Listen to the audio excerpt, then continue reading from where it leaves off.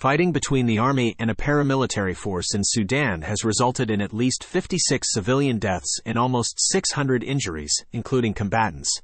The conflict continues for a second day as political negotiations take place. Following a military coup in 2021, witnesses report heavy artillery and gunfire across Khartoum, Bahri, and Omdurman, whilst global powers including the US, Russia, and the UN urge for immediate cessation of the conflict. This violence puts civilians at significant risk, caught in the crossfire of authorities seeking power rather than centering around what is best for the Sudanese people democratically. South Korea has fired warning shots and broadcast warnings to expel a North Korean vessel that violated the two countries' maritime border.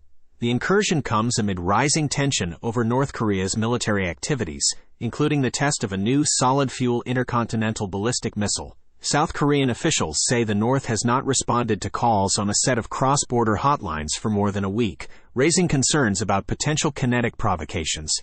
Pyongyang has threatened military action as South Korea and the United States carry out their annual springtime exercises, calling them a rehearsal for nuclear war. Ukraine's military reported bloody battles unprecedented in recent decades in the eastern city of Bakhmut, while Russia claimed advances in the embattled city. Ukraine's military said on Saturday that its forces are continuing to hold on to Bakhmut, their main target in the offensive, while Russian fighters from Wagner mercenary group have reportedly captured 2 more areas of the city.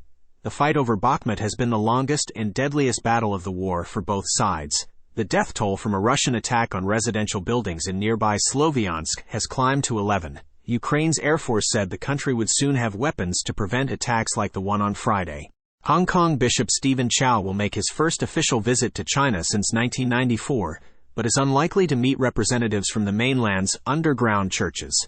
Chow's delegation's mission is to promote exchanges and interactions between churches in mainland China and the worldwide Catholic community.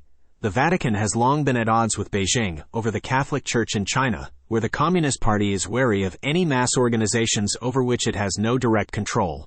While there are no formal diplomatic relations between Beijing and the Vatican, the two sides came to a provisional agreement over the appointment of bishops in China in 2018.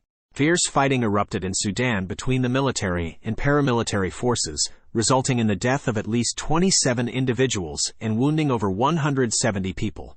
Both sides fought in heavily populated areas, which resulted in chaotic scenes and major airlines suspending their flights. The military struck a base belonging to the paramilitary force and called for the dismantling of the rebellious militia, causing tension between the two sides. The violence occurred after months of escalating tension, which delayed the process of getting the country back to its transition to democracy. World leaders called for a ceasefire and negotiations to settle the dispute before it escalates into a regional conflict. Tens of thousands of Israelis protested against the government's plan to overhaul the judiciary, even though Prime Minister Benjamin Netanyahu delayed the proposal in March. Moody's downgrade of Israel's credit rating and the prospect of an economic upheaval added momentum to the protests. The demonstrations included counter-protests and have been held weekly for over 3 months. Netanyahu claimed the pause was to avoid civil war, but the protesters intend to maintain the pressure until the changes are scrapped. The plan would concentrate power in the hands of Netanyahu and his allies and limit the judiciary's authority to oversee the law. Critics have accused Netanyahu of a conflict of interest while on trial for corruption charges. Germany has shut down its last 3 nuclear reactors as part of a pledge to quit nuclear power definitively following Japan's 2011 Fukushima disaster. The final wind-down has been delayed from last year to now, after Moscow's invasion of Ukraine prompted the halt of Russian fossil fuel imports, causing higher energy prices and fears of energy shortages around the world. Germany currently aims to increase its production of renewables to 80% by 2030. Sudan has experienced heavy clashes between rivals, the army and the Rapid Support Forces, with both sides claiming control over key locations. The conflict has been exacerbated by an internationally supported political process, according to analysts, with the new framework agreement accelerating tensions between the two groups. The RSF, formed in 2013, has been accused of past abuses, while Bashir-era loyalists in the army may have feared losing power and economic control under a new agreement. Diplomatic efforts to mediate the conflict may have been insufficient, with civilians now at risk. The situation in Sudan's capital, Khartoum, has escalated to heavy gunfire and blasts between the armed forces and paramilitary rapid support forces.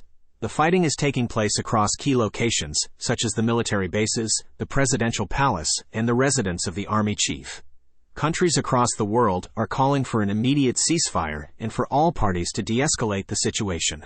The UN Secretary-General, Antonio Guterres, called for the leaders of the Rapid Support Forces and the Sudanese armed forces to cease hostilities and restore calm to initiate dialogue. Every nation's plea is for a peaceful solution to prevent the already precarious humanitarian situation in the country from worsening. Houthi rebels and Saudi Arabia continue their exchange of prisoners of war, with hundreds being released in the hopes of ending Yemen's 8-year-long war.